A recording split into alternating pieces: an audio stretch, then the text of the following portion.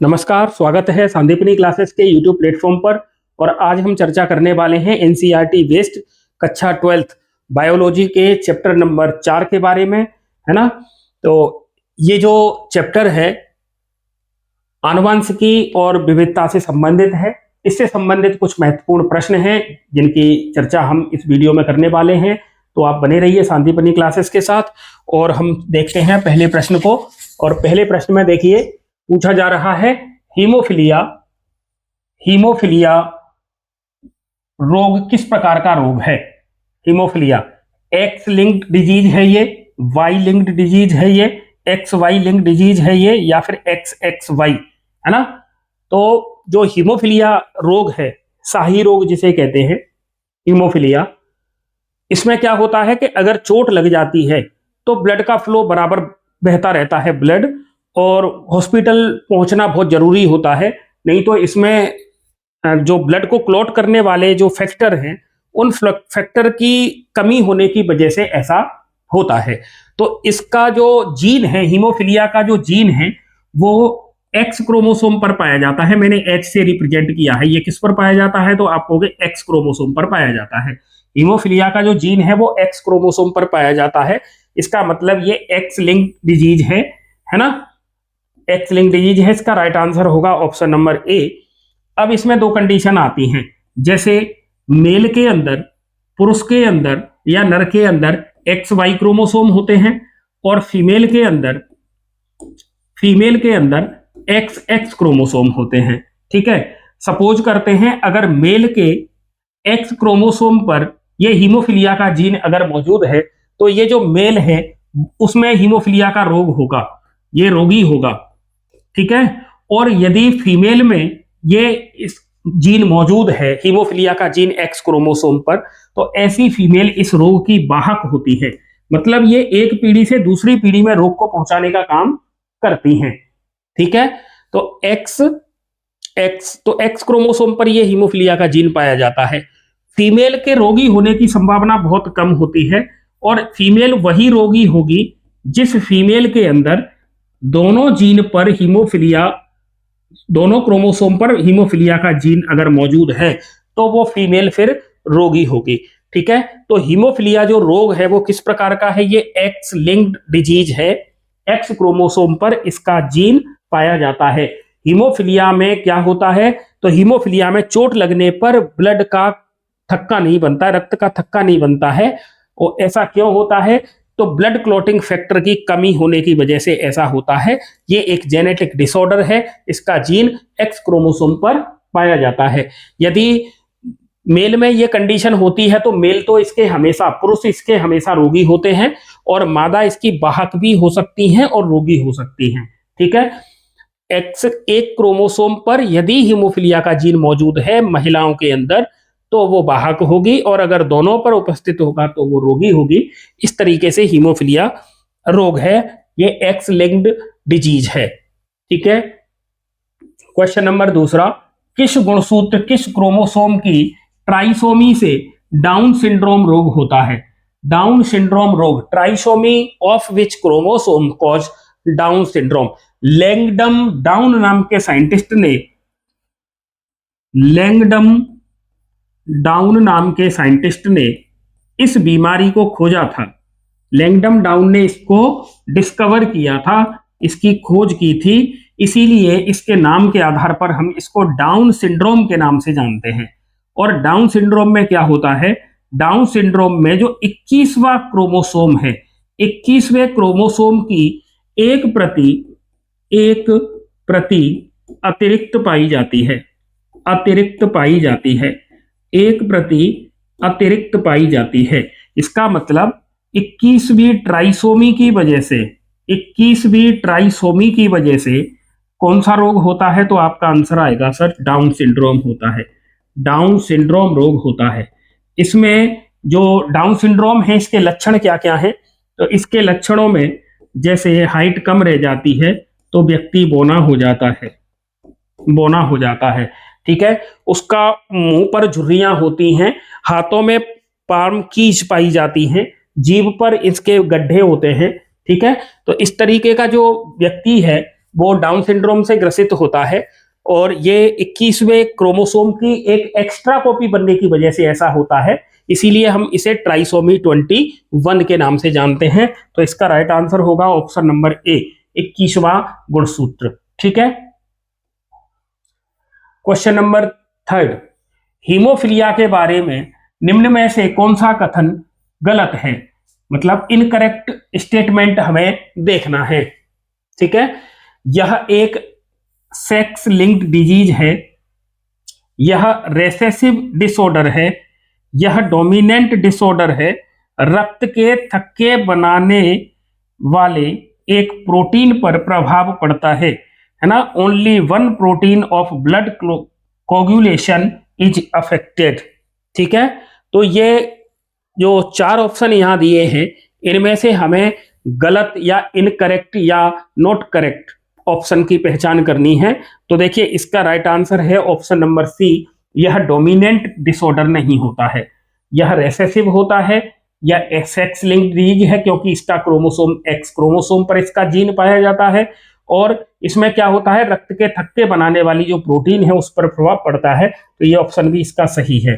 तो ठीक है, ये डोमिनेंट डिसऑर्डर नहीं होता है, डोमिनेंट डिसऑर्डर नहीं होता है। क्वेश्चन नंबर 4, मटर के पौधे में मेंडल ने कितने जोड़े विपरीत लक्षणों का अध्ययन किया? How many pairs of contrasting character of P. हमें याद रखना है पी कौन सी है, गार्डन पी है ना, उद्यान मटर। मेंडल ने जो अपना एक्सपेरिमेंट किया है वो उद्यान मटर पर किया है। ठीक है, उद्यान मटर पर किया है। ठीक है, कितने पेयर लिए थे? तो ग्रेगर जॉन मेंडल के द्वारा जो एक्सपेरिमेंट उद्यान मटर पर किया गया था, तो इसके 7 कैरेक्टर थे। कितने कैरेक्टर थे? 7 कैरेक्टर है, 7 कैरेक्टर हैं। तो इसका राइट आंसर होगा ऑप्शन नंबर डी, 7 कैरेक्टर। और इन सभी कैरेक्टर के जो ट्रेट हैं, ट्रेट वो होंगे, जैसे ऊंचाई का है तो 2 ट्रेट आते हैं उसके। तो ट्रेट में एक रेसेसिव होता है और एक ट्रेट में एक प्रभावी होगा, डोमिनेंट होगा, और एक कैसा होता है, तो वो अप्रभावी होता है, अप्रभावी होता है। ठीक है, इस तरीके से। तो यहां पर उन्होंने पूछा है 7 कैरेक्टर, तो 7 कैरेक्टर इन्होंने लिए थे।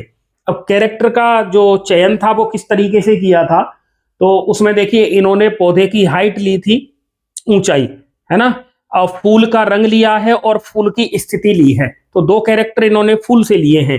ऐसे ही बीज का रंग और बीज की आकृति, 2 कैरेक्टर इन्होंने बीज से लिए हैं। और ऐसे ही फली का रंग और फली की आकृति, 2 कैरेक्टर फली से लिए हैं और 1 कैरेक्टर इन्होंने ऊंचाई का लिया है। टोटल लिए थे 7। ठीक है, तो इनके ट्रेट हो गए फिर पेयर में, तो 7 पेयर ट्रेट हो जाएंगे, है ना। ठीक है, 7 जोड़ी या फिर 14, इस तरीके से आप इसको याद रखेंगे। ठीक है, और मेंडल ने अपना एक्सपेरिमेंट गार्डन पी पर किया है, उद्यान मटर पर किया है ना। इसमें एक लेथाइरस ओडोरेटस, मीठी मटर का भी नाम आता है, तो वो मीठी मटर में आप टिक मत करके आना, क्योंकि मेंडल ने जो अपना एक्सपेरिमेंट किया है वो उद्यान मटर पर किया है, मीठी मटर पर नहीं किया है। ठीक है, अगला क्वेश्चन है, पिता का ब्लड ग्रुप ए बी है, फादर का ब्लड ग्रुप ए बी है, पिता का ब्लड ग्रुप है ए बी, और माता का ब्लड ग्रुप ओ है, माता का जो ब्लड ग्रुप है वो ओ है, उनकी संतान का ब्लड ग्रुप क्या हो सकता है? अब हमें यह पता है कि जो ब्लड ग्रुप होता है उसका निर्धारण करता है जीन आई। कौन सा जीन करता है? आई जीन करता है। और आई जीन में इसके जो अलील हैं वो 3 होते हैं। अलील इसके कितने हैं? तो आप कहोगे 3 होते हैं। एक होता है आई ए, एक है आई बी और एक है स्मॉल आई। ठीक है, इस तरीके से। और हमें यह पता है कि ये जो जीन है वो हमेशा पेयर में मिलता है। तो कंडीशन क्या आ सकती है? तो कंडीशन ये आ सकती है कि इसमें से आई ए और आई बी ये दोनों तो प्रभावी होते हैं और जो स्मॉल आई है वो अप्रभावी होता है, अप्रभावी होता है। ठीक है, कॉम्बिनेशन क्या क्या बन सकते हैं? तो जैसे आई ए और आई बी, अगर ये जीन आते हैं तो ये ब्लड ग्रुप ए बी होगा। और अगर स्मॉल आई ये वाले दोनों जीन साथ में आए तो ब्लड ग्रुप ओ होगा। ठीक है, याद रखना इसको। तो ए बी ब्लड ग्रुप और ओ ब्लड ग्रुप। तो ए बी कब आएगा? जब आई ए आई बी दोनों होंगे। और यहां पर क्योंकि ये दोनों अपना प्रभाव दिखाते हैं, इसीलिए हम इसे कोडोमिनेंट के नाम से जानते हैं, इसे हम सह प्रभाविता के नाम से जानते हैं। तो ब्लड ग्रुप ए बी जो है ना, मनुष्य का ब्लड ग्रुप ए बी, ये सह प्रभाविता को दर्शाता है। अब आप देखिए इधर, पिता का ब्लड ग्रुप अगर ए बी है तो इसका मतलब इसके अंदर ये वाली कॉम्बिनेशन पाई जाएगी, आई ए आई बी।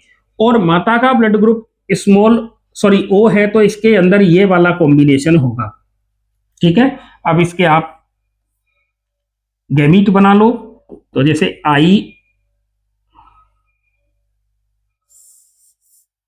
गैमीट बनाओ इसके, तो आई ए आई बी, और इसके बनेंगे आई।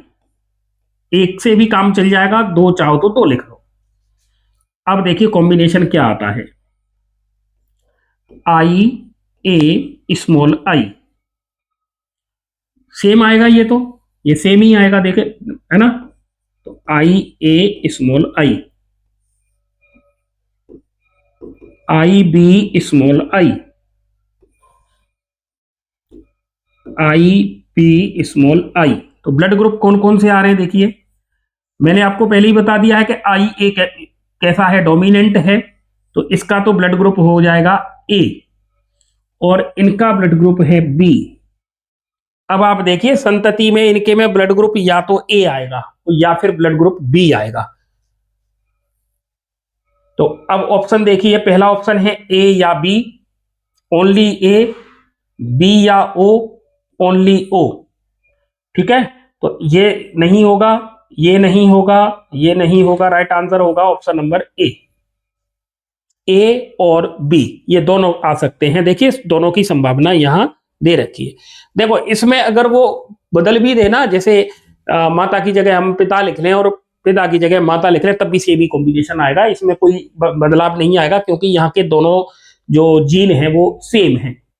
ठीक है, तो इस तरीके से हम इसको निकाल सकते हैं, और कुछ भी ऑप्शन दें हम इसे निकाल सकते हैं। हमें ये याद होना चाहिए ये वाला कॉम्बिनेशन होगा, और क्योंकि ये पेयर में रहते हैं तो फिर वो पेयर इनके साथ में रखना होगा। ठीक है, देखो ये क्योंकि डोमिनेंट कैरेक्टर हैं आई ए और आई बी, ये दोनों प्रभावी हैं, तो इनमें से अगर कोई सा भी एक मौजूद है तो वो अपना प्रभाव दिखाएगा। तो उस हिसाब से अपन इसकी वंशागति को देख पाते हैं। तो क्वेश्चन नंबर 5 का राइट आंसर क्या होगा, ए या बी होगा। ठीक है, अगला प्रश्न, दो लंबे टॉल पौधों के संकरण से कुछ बोने पौधे उत्पन्न हुए, माता पिता का जीनोटाइप क्या होगा? दो लंबे पौधों के संकरण से कुछ बोने पौधे उत्पन्न हुए, तो माता पिता, यहां पर जो माता पिता टर्म है ना, वो प्लांट के लिए है ना, प्लांट के लिए है, मतलब यहां पर हम जनक भी लिख सकते हैं, है ना, जनक लिख सकते हैं, पेरेंट्स। तो इनका जो कॉम्बिनेशन आएगा वो क्या आएगा, देखिए मेंडल ने जो अपना एक्सपेरिमेंट किया था, वो ऊंचाई का जो कैरेक्टर था ना, उसके दो ट्रेट लिए थे उन्होंने। एक तो लिया था कैपिटल टी, और एक लिया था स्मॉल टी। ये जो प्लांट हैं ये डोमिनेंट थे और ये सारे टॉल थे। ठीक है, ये सारे कैसे थे, टॉल थे, और ये ड्वार्फ थे। मेंडल ने, क्योंकि मेंडल की जो टर्मिनोलॉजी है, उस टर्मिनोलॉजी के बेस पर हमको एक तो ये पता चलता है कि जनरेशन टू जनरेशन जो कैरेक्टर को लेके जाता है वो फैक्टर होता है, ऐसा मेंडल ने कहा था। और फैक्टर को आज के समय में हम जीन के नाम से जानते हैं, उसी को अपन जीन कहते हैं, और जीन नाम जोहानसन के द्वारा दिया गया था। ठीक है, तो जो ड्वार्फ है ना, वो रेसेसिव कैरेक्टर है, मतलब ये अप्रभावी लक्षण है, और हम अप्रभावी को स्मॉल लेटर से रिप्रेजेंट करते हैं, और ये इसका प्रभावी कैरेक्टर है, और इसको हम इस कैपिटल से रिप्रेजेंट करते हैं। इन दोनों प्लांट के बीच में जब अपन क्रॉस कराते हैं तो जो F1 पीढ़ी आती है उसका जो कॉम्बिनेशन है वो इस तरीके से आता है, कैपिटल टी और स्मॉल टी। ठीक है, अब ये जो प्लांट आया, क्योंकि ये प्रभावी कैरेक्टर है कैपिटल टी और कैपिटल टी यहाँ मौजूद है स्मॉल टी के साथ, तो स्मॉल टी अपना प्रभाव नहीं दिखा पाता है, इसीलिए जो कैपिटल टी वाला जो पौधा है वो कैसा होगा, वो लंबा होगा। लेकिन क्योंकि ये बड़ा डोमिनेंट और एक रेसेसिव है, इसीलिए हम इसको कहते हैं विषम युग्मजी। क्या कहते हैं? विषम युग्मजी कहते हैं। और यहां पर दोनों देखिए समान है, तो हम इन दोनों के लिए जो शब्द लगाते हैं वो होमोजाइगस लगाते हैं, सम युग्मजी ये शब्द लगाते हैं, और इसके लिए लगाते हैं अपन हेट्रोजाइगस। ठीक है, अब देखिए दो लंबे पौधों के संकरण से बोने पौधे उत्पन्न हुए, तो जीनोटाइप हमें ज्ञात करना है। इसका मतलब हमें टेस्ट क्रॉस कराना पड़ेगा। क्या कराना पड़ेगा? तो टेस्ट क्रॉस करा लें तो उससे भी हमें ये पता लग जाएगा कि इनके जो माता पिता हैं उनका जीनोटाइप क्या होगा, या तो ऐसे पता लगा लें। लेकिन यहां पर हमें क्या दिया गया कि दो लंबे पौधों का संकरण, तो हमने एक पौधा ऐसा एक और ले लिया, कैपिटल टी स्मॉल टी। तो ये देखो, क्योंकि ये लंबा पौधा है, यहां पर ऐसा तो लिखा नहीं है कि पौधा समयुग्मजी है या विषमयुग्मजी है, तो ऐसा यहां नहीं लिखा है, तो हमने ये पौधा एक और ले लिया। ठीक है, और इन पौधों के बीच में, क्योंकि यहां पर उन्होंने ये कहा है कि कुछ बोने पौधे भी आते हैं, जैसे मैं कैपिटल टी के बीच में क्रॉस करा दूं तो सारे पौधे ही लंबे आएंगे, है ना, और केवल इनके साथ में कराएं तो सारे बोने आएंगे। वो कह रहे हैं कि लंबे पौधे हैं और संकरण कराया तो कुछ बोने आ गए। तो देखिए बोने कैसे आए, वो इस तरीके से आए। इसके गैमीट बनाइए, तो इस तरीके से इसके गैमीट बने। अब इनके बीच में क्रॉस कराएंगे, तो अपन इसका एक पुनेट वर्ग या चेकर बोर्ड बना लें, और इस चेकर बोर्ड में अपन देखें, इनको इधर लिखें कैपिटल टी स्मॉल टी और इनको इधर लिखें कैपिटल टी स्मॉल टी। देखिए इसका क्रॉस पहले इसके साथ कराएंगे तो ये कॉम्बिनेशन आएगा, और इसका इसके साथ कराएंगे तो ये कॉम्बिनेशन आएगा। आप कहोगे कि ये दोनों पौधे तो लंबे ही हैं, इसका इसके साथ क्रॉस कराएंगे तो कॉम्बिनेशन ये आएगा कि ये भी पौधा लंबा है, लेकिन जब इसका और इसका क्रॉस कराएंगे तो ये बोना पौधा आएगा। तो प्रश्न में क्या कहा जा रहा है? दो लंबे पौधों के संकरण से कुछ बोने पौधे उत्पन्न होते हैं, तो जीनोटाइप क्या होगा? तो पिता का मतलब ये जो पेरेंट्स है इनका जीनोटाइप होगा ये वाला, ये जीनोटाइप आएगा, कैपिटल टी स्मॉल टी और कैपिटल टी स्मॉल टी, ये इसका राइट आंसर आएगा। ऑप्शन नंबर बी इसका सही उत्तर है। ठीक है, इस तरीके से हम इसको निकाल पाते हैं। लेकिन अगर इसको नहीं दें कि पौधे कौन से उत्पन्न हुए, इस तरीके से ये पूरा टर्म नहीं आए, तो हमें फिर टेस्ट क्रॉस कराना रहता है। और टेस्ट क्रॉस से अपन क्या पता लगाते हैं? किसी भी पौधे का हम जीनोटाइप ज्ञात कर सकते हैं कि वो पौधा होमोजाइगस है या हेट्रोजाइगस है, समयुग्मजी है या विषमयुग्मजी है। इसका अगर हमें पता लगाना हो तो हमें फिर क्या कराना पड़ेगा? टेस्ट क्रॉस कराना पड़ेगा। क्या कराना पड़ेगा? टेस्ट क्रॉस कराना पड़ेगा। ठीक है, चलिए अगला प्रश्न। वंशागति का गुणसूत्रीय सिद्धांत दिया गया था, chromosomal theory of inheritance, Robert Hooke ने, ग्रेगोर जॉन मेंडल ने, सट्टन और बोबेरी ने, स्वामीनाथन ने। एमएस स्वामीनाथन नाम सुना होगा आपने, हरित क्रांति के, भारत में हरित क्रांति के ये जनक हैं। रॉबर्ट हुक ने डेड सेल को खोजा है। जॉन मेंडल जेनेटिक्स के फादर हैं। तो सट्टन और बोबेरी ने क्रोमोसोमल थ्योरी ऑफ इनहेरिटेंस को दिया था, सट्टन और बोबेरी के द्वारा। राइट आंसर होगा option number C, chromosomal theory of inheritance, गुणसूत्र के आधार पर इन्होंने समझाया था, सट्टन और बोबेरी ने। Option number C. Question number 8, sickle cell anaemia में ग्लूटामिक एसिड के स्थान पर वेलिन आ जाता है। ग्लूटामिक के स्थान पर वेलिन आ गया है। बीटा ग्लोबिन श्रृंखला है ना, बीटा ग्लोबिन श्रृंखला, इसका जो छठवें नंबर का जो अमीनो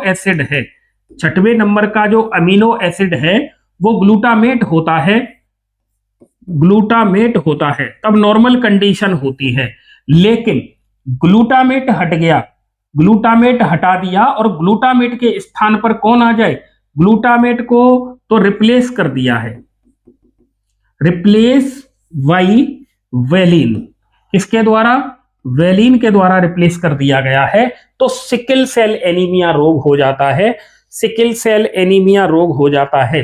ठीक है, सिकल सेल एनीमिया रोग हो जाता है। तो देखिए सिकल सेल जो एनीमिया रोग है ना, इसमें क्या होगा, जैसे मैंने एक ये डीएनए का स्ट्रैंड बनाया और ये 3 डैश से 5 डैश की तरफ, तो इसमें ये CTC ये कोडोन है।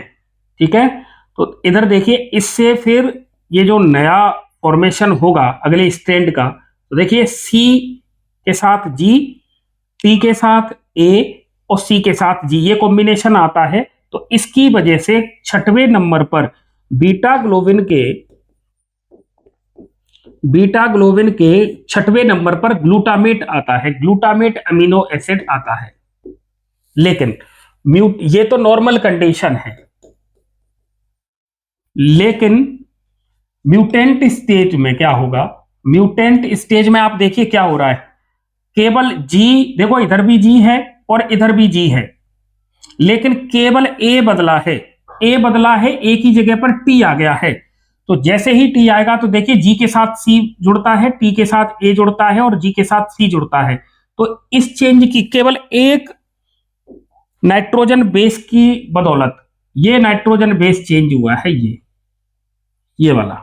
तो अब क्या होगा, तो देखिए 5 डैश और 3 प्राइम वाला जो नया स्ट्रैंड बनेगा, तो आप देखिए इधर C है तो इधर G आएगा और A के साथ U आएगा और C के साथ G आएगा। तो मतलब कॉम्बिनेशन क्या आ गया, GUG कॉम्बिनेशन आ गया। और GUG कॉम्बिनेशन की वजह से 6वीं पोजीशन पर वेलिन आ जाता है। इसकी वजह से जो बीटा ग्लोबिन श्रृंखला है इसकी स्ट्रक्चर चेंज होती है। क्या चेंज हो रही है, स्ट्रक्चर चेंज हो रही है। और इसकी वजह से जो हमारी आरबीसी हैं जो कि इस तरीके से गोल होती हैं, है ना, वो इस तरीके से लंबी हो जाती हैं ऑक्सीजन के अभाव में। ठीक है, तो आपका जो राइट आंसर होगा वो GUG की वजह से ग्लूटामेट के स्थान पर वेलिन आ जाता है। आपको याद रखना है बीटा ग्लोबिन का कौन सा कार्बन है, तो आप कहोगे कि 6वें कार्बन पर ग्लूटामेट के स्थान पर वेलिन आ जाता है। तो इसका देखिए सिकल सेल एनीमिया में ग्लूटामिक एसिड के स्थान पर वेलिन आ जाता है। वेलिन के लिए ट्रिपलेट कोड कौन सा होगा, तो ये होगा GUG होगा। ठीक है, देखिए GUG होगा, ये है इसका right answer, option number D. ठीक है, इस तरीके से ये सिकल सेल एनीमिया होता है। क्वेश्चन नंबर 8 का आंसर है डी। ठीक है, अगला प्रश्न है, एक ही गुणसूत्र पर स्थित सभी जीन क्या बनाते हैं। एक ही क्रोमोसोम पर पाए जाने वाले, एक क्रोमोसोम पर पाए जाने वाले सभी जो जीन हैं वो क्या बनाते हैं,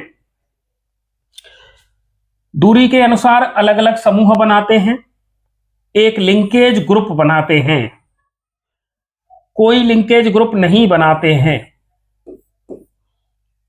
फिनोटाइप को प्रभावित करने वाले इंटरैक्टिव ग्रुप बनाते हैं।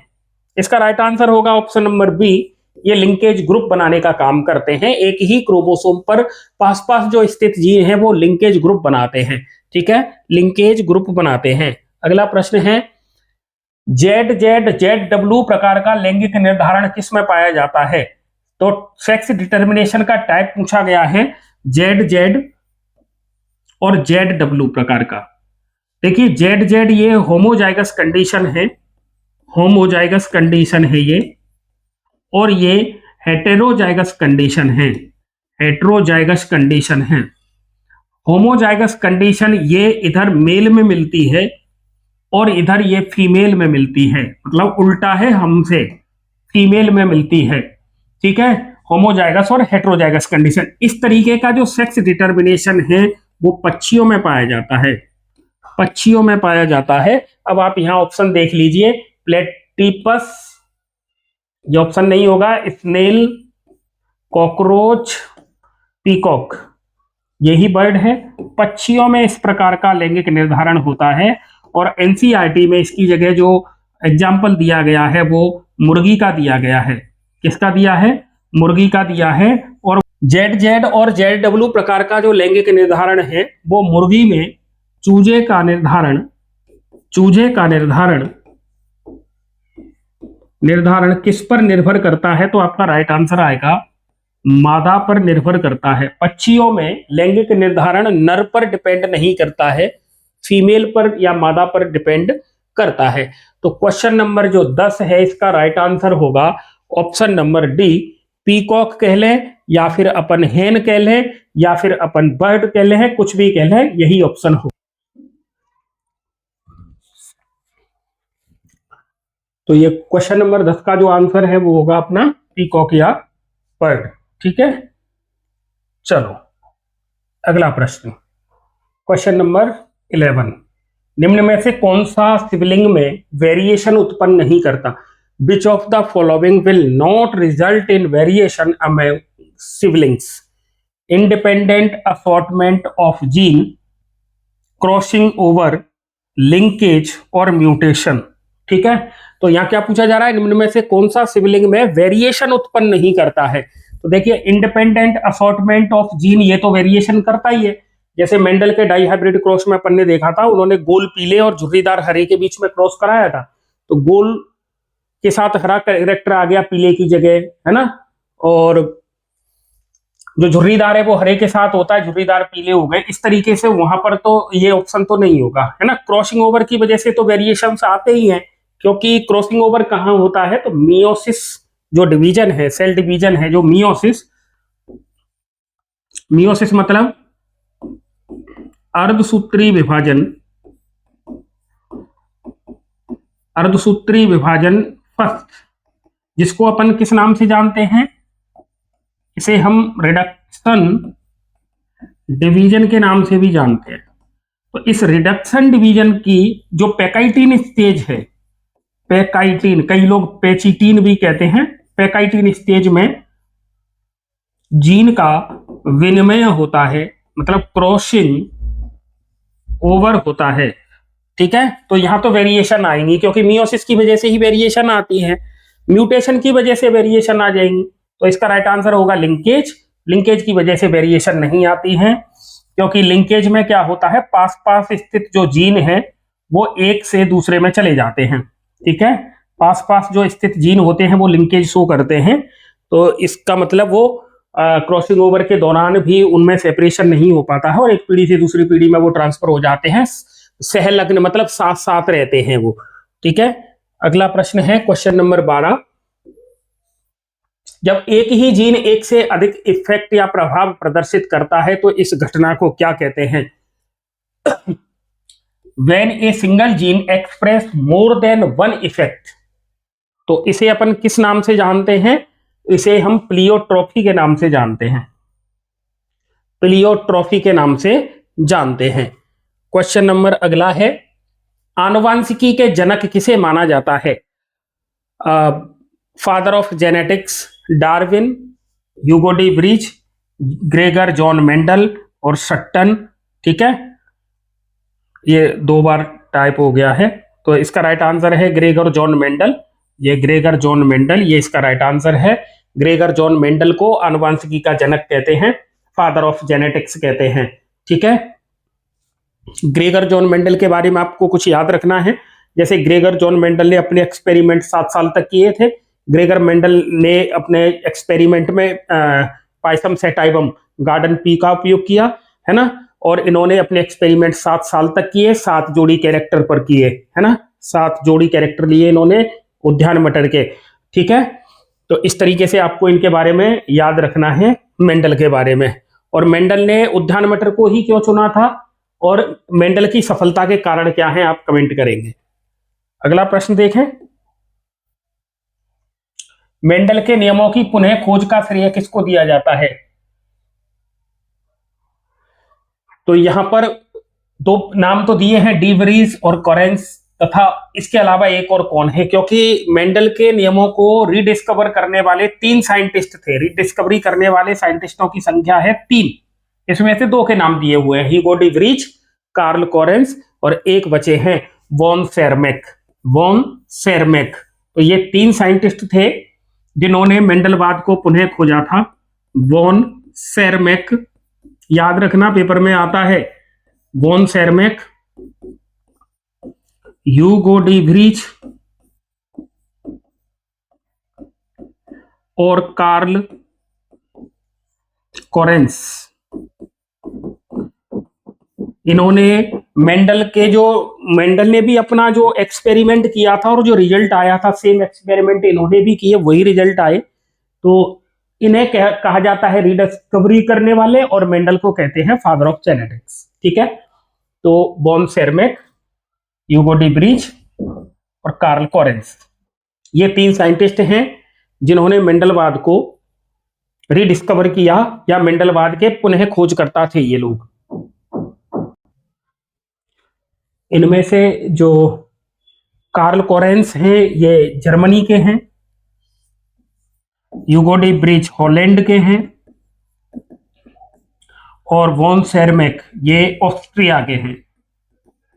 इस तरीके से ये तीनों साइंटिस्ट हैं जिन्होंने मेंडलवाद की पुनः खोज की थी, von Tschermak, Hugo de Vries, Carl Correns. ठीक है, तो मेंडल के नियमों के पुनः खोज करता थे डी वेरीज, कोरेंस और सेरमैक। इस तरीके से आपको ये तीनों साइंटिस्ट याद रखने हैं। क्वेश्चन नंबर 15, मटर के पौधे पर हाइब्रिडाइजेशन प्रयोग किसने 7 वर्षों तक किया था? तो आपको पता है ग्रेगोर जॉन मेंडल ने।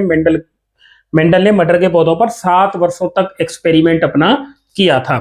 ठीक है, मेंडल के जो फैक्टर्स हैं, फैक्टर्स को आजकल किस नाम से जाना जाता है? मेंडल ने कहा था कि जनरेशन टू जनरेशन कैरेक्टर को लेकर जो एक चीज जाती है, जो वस्तु जाती है, उस वस्तु को उन्होंने फैक्टर के नाम से जाना था, जिसे हिंदी में अपन कारक कहते हैं। और इन्हीं को आजकल हम किसके नाम से जानते हैं? तो जीन के नाम से जानते हैं।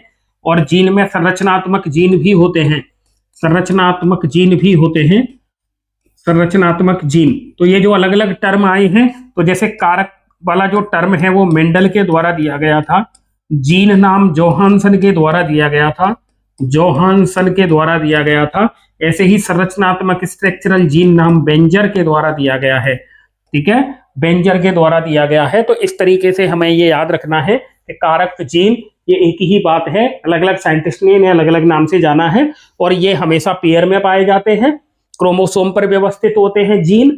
और ये क्या होता है? जीन क्या है? जीन एक्चुअल में डीएनए का एक सेगमेंट है, पर्टिकुलर सेगमेंट है, जिसमें जो नाइट्रोजन बेस होते हैं उनका एक पर्टिकुलर कॉम्बिनेशन मिलकर जीन बनाता है, जो कैरेक्टर को जनरेशन टू जनरेशन ट्रांसफर करने का काम करता है।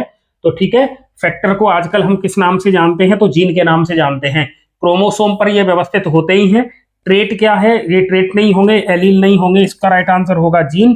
ठीक है, अगला प्रश्न है क्वेश्चन नंबर 17, किसी जीव के प्रकट लक्षणों को क्या कहते हैं?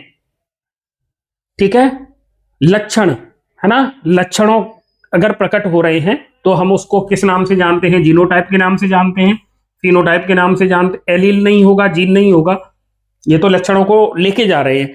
तो लक्षण प्रकट होते हैं, जैसे मेंडल ने मटर के लंबे पौधे बौने पौधे में क्रॉस कराया था, ऐसे ही मेंडल ने गोल पीले और झुर्रीदार हरे पौधों के बीच में क्रॉस कराया। ठीक है, ऐसी ही लंबे और बौने पौधों के बीच में क्रॉस कराया। तो इनका जब क्रॉस उन्होंने कराया तो इसके आधार पर जो फर्स्ट जनरेशन, सेकंड जनरेशन में जो नए कॉम्बिनेशन मिले, उन कॉम्बिनेशन में उन्होंने क्या देखा था? उन्होंने ये देखा कि गोल पीले बीज कितने हैं। अब हम बाहर से पहचान सकते हैं ना कि गोल पीले कितने हैं, है ना। ऐसे ही झुर्रीदार हरे कितने आए, ये हम बाहर से देख के बता सकते हैं। ऐसे ही गोल के साथ पीले की जगह हरे कितने आए, है ना। ऐसे ही झुर्रीदार के साथ हरे की जगह पीले कॉम्बिनेशन आ गए। तो इनको हम बाहर से देख के पता लगा रहे हैं, मतलब बाहर से देख लें और पता लगा दें। बाहर से देखकर पता लगाने वाली कंडीशन को अपन कहते हैं फिनोटाइप, हिंदी में इसे कहते हैं लक्षण प्रारूप कहते हैं इसे। और अगर हमें जीन का कॉम्बिनेशन देखना हो तो हम उसको जीनोटाइप के नाम से जानते हैं। किस नाम से जानते हैं? जीनोटाइप के नाम से जानते हैं। जैसे कैपिटल टी का कॉम्बिनेशन आ रहा है, या कैपिटल टी स्मॉल टी का कॉम्बिनेशन आ रहा है, या स्मॉल टी का कॉम्बिनेशन आ रहा है। अगर इस तरीके से अगर हमें देखना हो तो वो कहलाता है जीनोटाइप, और हमें केवल बाहर से लक्षण देखने हो तो फिनोटाइप। जैसे हम क्लास में देख लें कितने बच्चे लंबे हैं, कितने बच्चों की हाइट ज्यादा है और कितने बच्चों की हाइट कम है, तो हम बाहर से देख के ये पता लगा रहे हैं ना, तो ये इसका लक्षण प्रारूप होगा, मतलब ये फिनोटाइप होगा। तो किसी जीव के प्रकट लक्षणों को अपन क्या कहते हैं, तो उनको अपन फिनोटाइप के नाम से जानते हैं। इसका राइट आंसर होगा फिनोटाइप। ठीक है, क्वेश्चन नंबर अगला, ड्रोसोफिला मेलेनोगेस्टर। ड्रोसोफिला मेलेनोगेस्टर को अपन किस नाम से जानते हैं? फल मक्खी के नाम से जानते हैं। फल मक्खी के नाम से जानते हैं। इसमें मेल साइज में छोटा होता है, फीमेल बड़ी होती है। पर महत्वपूर्ण कार्य किसने किया था? तो फल मक्खी या ड्रोसोफिला मेलेनोगेस्टर पर काम करने वाले थे Thomas Hunt Morgan. Thomas Hunt Morgan के द्वारा इन पर एक्सपेरिमेंट किया गया था। ठीक है, अब यहां देखिए आप answer, Mendel, Darwin, TH Morgan और वॉटसन। वॉटसन डीएनए पर कार्य किया, और डार्विन ये दार्शनिक थे, है ना, सर्वाइवल ऑफ द फिटेस्ट, ये बात किसने कही? डार्विन ने। मेंडल ने मटर पर प्रयोग किया था, फल मक्खी पर टीएच मॉर्गन ने प्रयोग किया था। तो इसका राइट आंसर होगा option number C, Thomas Hunt Morgan, TH Morgan ने ड्रोसोफिला मेलेनोगेस्टर या फल मक्खी पर एक्सपेरिमेंट किया था। ठीक है, मनुष्य में 18वें गुणसूत्र की ट्राइसोमी, मतलब ट्राइसोमी 18, 18वें गुणसूत्र की एक अतिरिक्त प्रति हो जाए तो फिर कौन सा रोग होता है? Down syndrome, Edward syndrome, Patau syndrome और टर्नर सिंड्रोम। ठीक है, तो इसका राइट आंसर क्या होगा बताइए? डाउन सिंड्रोम ट्राइसोमी, कौन सी ट्राइसोमी से होगा? Number of chromosome. Down syndrome में, डाउन सिंड्रोम के बारे में अपन पहले चर्चा कर चुके हैं, तो आपको पता होगा कि डाउन सिंड्रोम कौन से क्रोमोसोम की ट्राइसोमी से होता है। तो आपका आंसर क्या आना चाहिए इधर? ये ट्राइसोमी 21। एडवर्ड सिंड्रोम ये होगा ट्राइसोमी 18। पटाउ सिंड्रोम होता है 13वें गुणसूत्र से, 13वें गुणसूत्र, है ना। और टर्नर सिंड्रोम में क्या होगा? ये फीमेल में होने वाला डिसऑर्डर है। फीमेल के अंदर एक्स क्रोमोसोम सामान्य, एक्स एक्स अगर ये वाली कंडीशन है तो ये सामान्य होगी महिला, और अगर किसी महिला के अंदर एक्स क्रोमोसोम कम हो जाए, एक्स 0 वाली कंडीशन हो जाए, तो उसमें एक डिसऑर्डर हो जाता है जिसे टर्नर सिंड्रोम कहते हैं। क्या कहते हैं? टर्नर सिंड्रोम कहते हैं। ऐसी महिला में क्रोमोसोम 46 की जगह कितने होंगे? 40 की जगह 45 क्रोमोसोम होते हैं। ये कॉम्बिनेशन होगा 44 प्लस x0, ये वाला कॉम्बिनेशन होगा। तो 13वें गुणसूत्र की वजह से हो रहा है पटाउ सिंड्रोम, 18वें गुणसूत्र की वजह से हो रहा है एडवर्ड सिंड्रोम, और 21वें क्रोमोसोम की वजह से हो रहा है डाउन सिंड्रोम, और एक्स क्रोमोसोम की कमी की वजह से हो रहा है टर्नर सिंड्रोम। तो ये डिजीज, ठीक है, एक्स्ट्रा कॉपी हो गया और इसमें एक कम हो गया। टर्नर सिंड्रोम में एक्स क्रोमोसोम कम हो गया। और मेल में कौन सी बीमारी होती है? Klinefelter syndrome.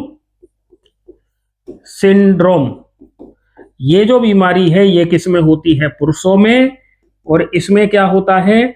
इसमें एक एक्स क्रोमोसोम एक्स्ट्रा हो जाता है, एक्स एक्स वाई कंडीशन आती है, मतलब 44 प्लस एक्स एक्स वाई बराबर 47।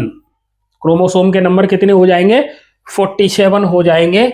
तो फिर ये जो बीमारी है इसको क्लाइनफेल्टर कहते हैं। ये पुरुषों में पाई जाती है, इनमें फीमेल लाइक कैरेक्टर आ जाते हैं इनमें, ठीक है। और ये जो फीमेल है इसमें एक्स क्रोमोसोम अगर कम होता है तो टर्नर सिंड्रोम होगा। इनमें ओवरी का फॉर्मेशन नहीं हो पाता, ये बांझ रहती हैं, है ना, बच्चे पैदा नहीं कर पाती इनमें।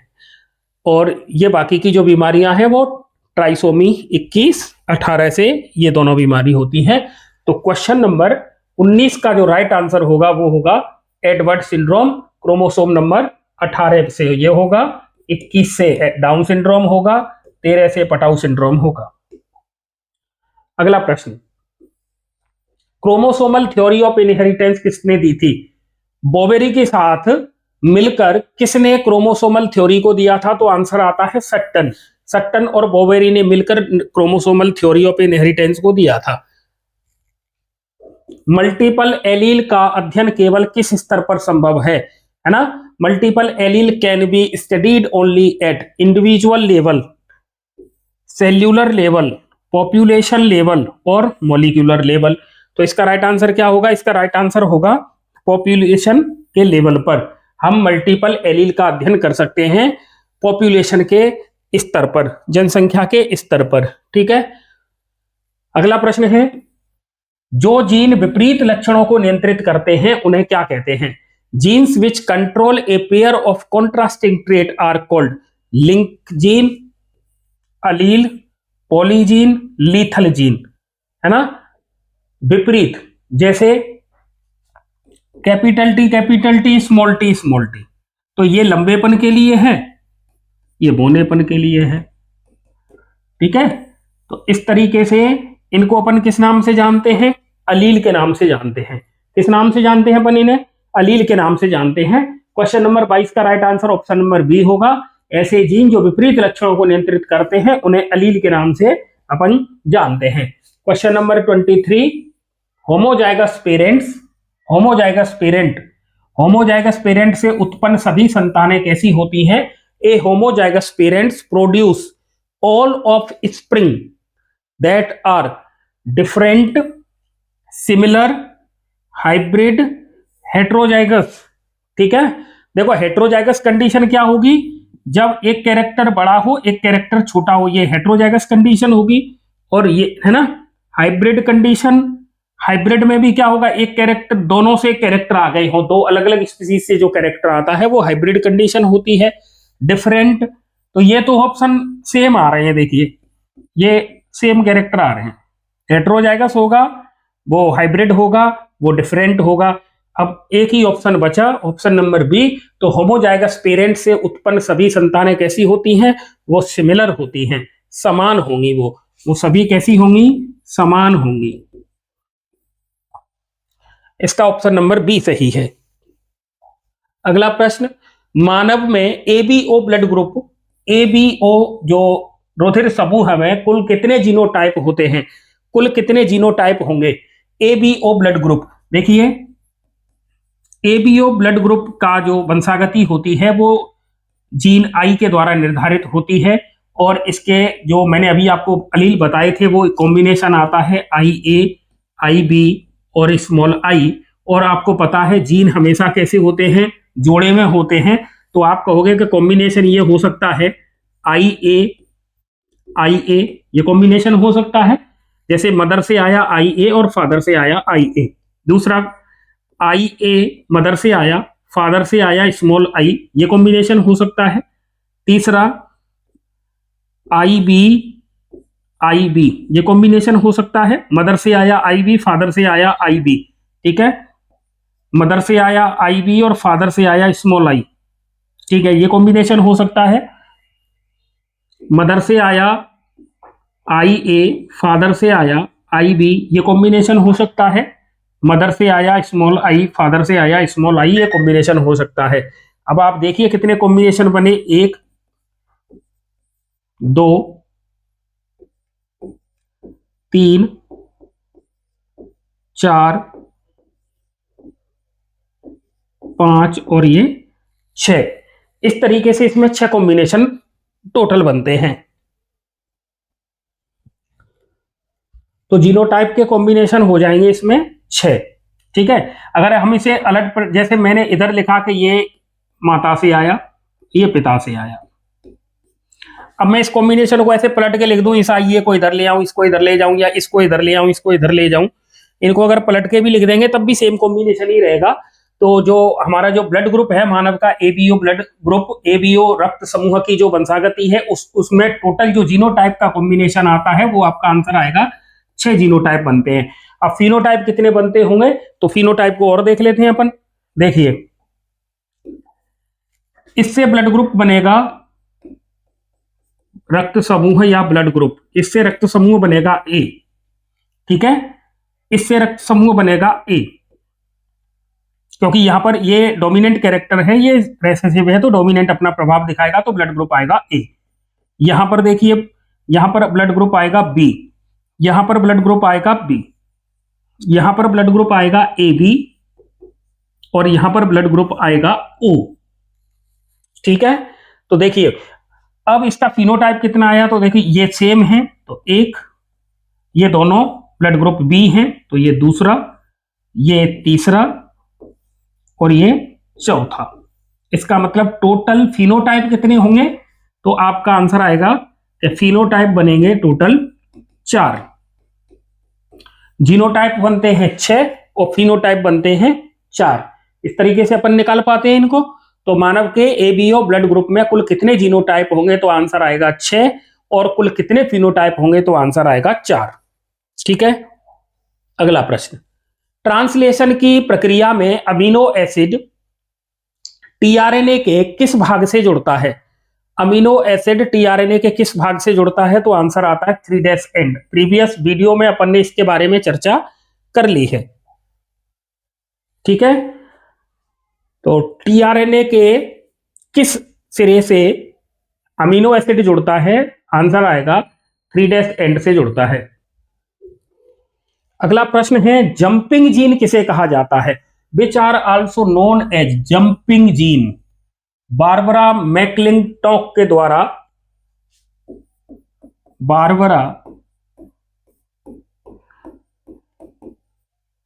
मैकलिंटॉक द्वारा मक्का के अंदर जंपिंग जीन को खोजा गया, जंपिंग जीन को खोजा गया। ठीक है, तो जंपिंग जीन को अपन ट्रांसपोजोन्स के नाम से जानते हैं। किस नाम से जानते हैं? ट्रांसपोजोन के नाम से जानते हैं। इंट्रॉन आंसर नहीं आएगा, एक्सोन आंसर नहीं आएगा। प्लाज्मिड ये वेक्टर का काम करता है। एक्सोन आपस में जुड़ के एमआरएनए का फॉर्मेशन यूकैरियोट में करते हैं। इंट्रॉन को एचएनआरएनए में इंट्रॉन पाए जाते हैं जिन्हें स्प्लाइसिंग की क्रिया द्वारा हटा दिया जाता है, इसलिए इसका राइट आंसर होगा ट्रांसपोजोन। ट्रांसपोजोन को अपन जंपिंग जीन के नाम से जानते हैं। सेंट्रल डॉगमा सबसे पहले किसने दिया था, तो इसका राइट आंसर है फ्रांसिस क्रिक। ठीक है, फ्रांसिस क्रिक। एमआरएनए के संश्लेषण की प्रक्रिया को अपन ट्रांसक्रिप्शन के नाम से जानते हैं, ट्रांसक्रिप्शन के नाम से जानते हैं। मतलब डीएनए से बनता है एमआरएनए न्यूक्लियस के अंदर, इस प्रोसेस को कहते हैं ट्रांसक्रिप्शन। इस प्रोसेस को क्या कहते हैं? ट्रांसक्रिप्शन कहते हैं। ट्रांसक्रिप्शन की प्रोसेस की यूनिट कितनी होती है, तो आप कहोगे कि यूनिट इसकी 3 होती है। यूनिट इसकी 3 होती हैं। एक होता है प्रमोटर, एक होता है स्ट्रक्चरल जीन और एक होता है टर्मिनेटर। ठीक है, और ट्रांसक्रिप्शन में जीन भी तो इन्वॉल्व होते हैं, तो इसमें जीन होते हैं सिस्ट्रोन, तो मोनोसिस्ट्रोनिक और पॉलीसिस्ट्रोनिक, पॉली और मोनोसिस्ट्रोनिक जीन होते हैं।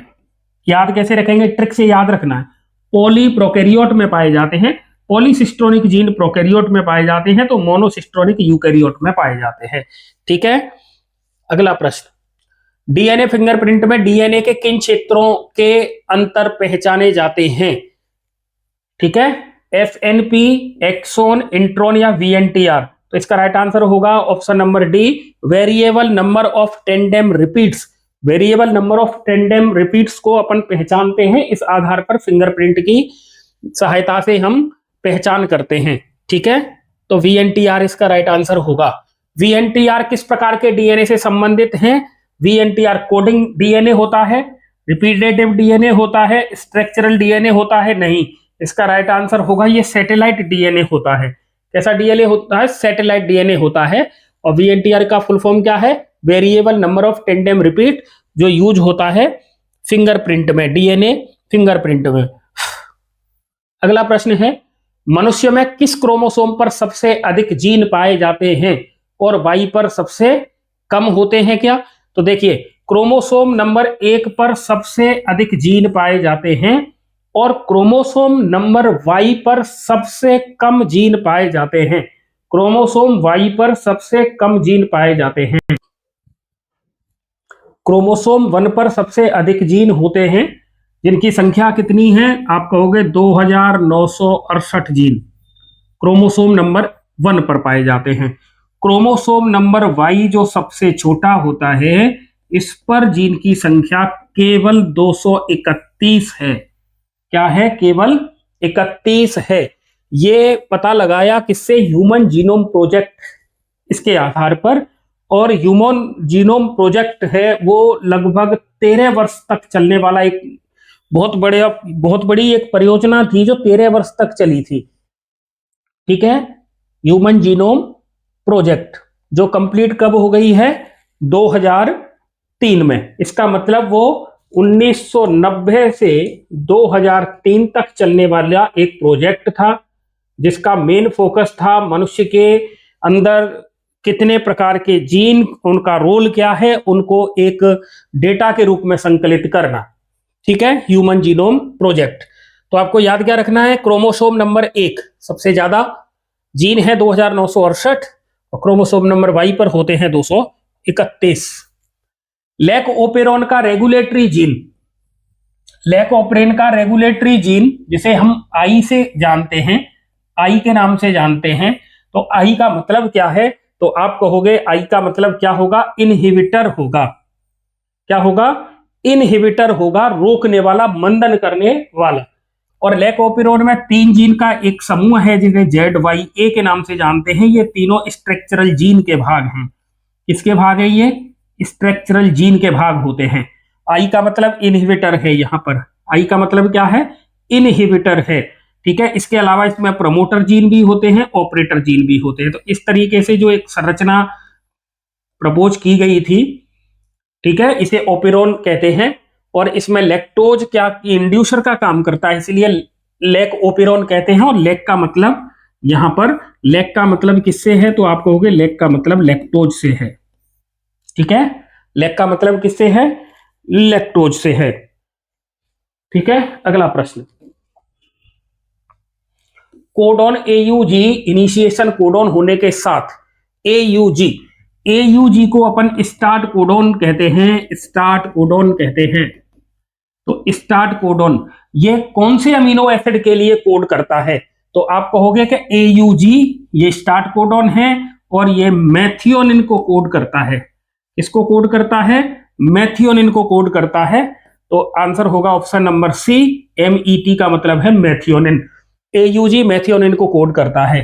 UAA, UAG और UGA इनको क्या कहते हैं? इनको किस नाम से जानते हैं? आप कमेंट करके बताएंगे। स्पॉन्टेनियस जनरेशन के सिद्धांत को अस्वीकार करने का श्रेय किसे जाता है? The credit for rejection of spontaneous generation is given by, ठीक है, स्वतः उत्पत्ति का जो सिद्धांत था उसको स्वीकार नहीं करने वाले थे लुईस पास्चर। जेनेटिक ड्रिफ्ट किसमें अधिक प्रभावी होता है? जेनेटिक ड्रिफ्ट किसमें अधिक प्रभावी होता है? जेनेटिक ड्रिफ्ट किसमें अधिक प्रभावी होता है? लार्ज पॉपुलेशन पर, स्टेबल पॉपुलेशन पर, स्मॉल पॉपुलेशन पर। इसका राइट आंसर क्या होगा? स्मॉल पॉपुलेशन पर। ठीक है, आलू और शकरकंद, आलू और शकरकंद के कंद किस प्रकार की संरचनाएं हैं? होमोलोगस स्ट्रक्चर हैं, एनालोगस स्ट्रक्चर हैं, वेस्टिजियल ऑर्गन और कनेक्टिव लिंक है क्या? नहीं। तो इसमें 2 ऑप्शन बचे, होमोलोगस और एनालोगस। होमोलोगस को कहते हैं समजात अंग, समजात अंग, और एनालोगस को कहते हैं समरूप या समवृत्ति अंग, समवृत्ति अंग। ऐसे अंग जिनका उद्भव, ओरिजिन, उद्भव समान हो, उद्भव समान हो और कार्य भिन्न हो, कार्य भिन्न हो, उनको कहते हैं समजात अंग और समवृत्ति अंग। ऐसे अंग जिनका या जिनकी उत्पत्ति या जिनका उद्भव तो भिन्न हो और कार्य समान हो, उन्हें कहते हैं समवर्ती अंग। अब आप देखिए आलू और शकरकंद, इनमें देखिए आलू का भी काम और शकरकंद का काम, दोनों के कार्य समान हैं। कैसे हैं समान? दोनों फूड को रिजर्व फूड के रूप में रखते हैं, मतलब ये भोजन को संग्रह करते हैं। लेकिन आलू देखोगे आप, ये स्टेम है और ये रूट है, ये जड़ है, शकरकंद जड़ है और आलू तना है। उत्पत्ति दोनों की अलग अलग है, एक तना है और एक जड़ है, लेकिन दोनों के काम सेम है, दोनों फूड को स्टोर कर लेते हैं। इसका मतलब ये किस में आएंगे? ये एनालोगस स्ट्रक्चर में आएंगे। किस में आएंगे? एनालोगस स्ट्रक्चर में आएंगे। ऐसे ही ये तो प्लांट की बात हो गई। एनिमल की बात करें अपन, जैसे तितली और चमगादड़। तितली और चमगादड़ के ये जो पंख हैं, इनकी बनावट अलग अलग है, लेकिन काम दोनों का सेम ही है, उड़ने का। दोनों उड़ने का काम करती हैं, है ना। तितली की पंख और चमगादड़ की पंख, क्योंकि चमगादड़ की पंख में और तितली की पंख की बनावट, मतलब उनकी उत्पत्ति समान नहीं है। और समजात अंग, जिनका उद्भव तो समान हो लेकिन कार्य भिन्न हो। तो अगर हम समजात अंग के अंदर पादप का उदाहरण देखें तो आपने देखा होगा, प्रतान आप जानते हो, बेल में जो स्प्रिंग लाइक स्ट्रक्चर बनती है उसे प्रतान कहते हैं। और बबूल के जो कांटे हैं, इनका जो उत्पन्न होने का सिस्टम है वो तो है समान, इनकी उत्पत्ति समान है, लेकिन कार्य भिन्न है। कांटा सुरक्षा का कार्य कर रहा है और प्रतान आरोहण का कार्य कर रहा है। ऐसे ही अगर हम समजात अंग में, या ये कौन सा प्रश्न है, हाँ, होमोलोगस स्ट्रक्चर के अंदर हम बात करें किसकी? जंतुओं की। तो जैसे घोड़े का आगे का पैर है, हमारा अग्रहात है, चीते का है, तो इसमें देखिए ह्यूमरस, रेडियस, अनला, टार्सल, कार्पल्स, मेटाकार्पल्स, ये सारी जो संरचनाएं हैं वो सबके अंदर सेम है, लेकिन सभी के कार्य अलग है। हमारे हाथ का कार्य अलग है, घोड़े के अग्रपाद का कार्य अलग है, चीते के अग्रपाद का कार्य अलग है। तो इस तरीके से होते हैं हमारे होमोलोगस स्ट्रक्चर और एनालोगस स्ट्रक्चर। तो यहाँ पर आलू और शकरकंद के बारे में पूछा जा रहा है, तो ये एनालोगस स्ट्रक्चर के एग्जाम्पल होंगे। ठीक है, अगला प्रश्न है, एक्वायर्ड कैरेक्टर के इनहेरिटेंस का सिद्धांत किसने दिया था? Theory of inheritance of acquired character, उपार्जित लक्षणों की वंशागति, ये किसके द्वारा दिया गया था? डार्विन के द्वारा, लेमार्क के द्वारा, ह्यूगो डी ब्रिज के द्वारा और वेलेस के द्वारा। तो इसका राइट आंसर होगा लेमार्क के द्वारा। किसके द्वारा दिया गया? लेमार्क के द्वारा दिया गया था। इस तरीके से हमने ये चर्चा की है, इसमें महत्वपूर्ण प्रश्नों की ये श्रृंखला थी, जिसमें से आपको बहुत सहयोगी साबित होगी आपके लिए और आपको बहुत ज्यादा इसका लाभ होगा। तो वीडियो को अंत तक देखें और अपनी तैयारी को सुनिश्चित करके अपनी सफलता को सुनिश्चित करें। तैयारी करना आपका काम है, कड़ी मेहनत के बिना सफलता नहीं मिलती और सफलता का कोई शॉर्टकट भी नहीं होता है। इसी प्रकार के और वीडियो देखने के लिए आप संदीपनी क्लासेस को सब्सक्राइब कर लें, वीडियो को लाइक और शेयर करें। आज के लिए बस इतना ही, मिलते हैं अगले वीडियो में। धन्यवाद।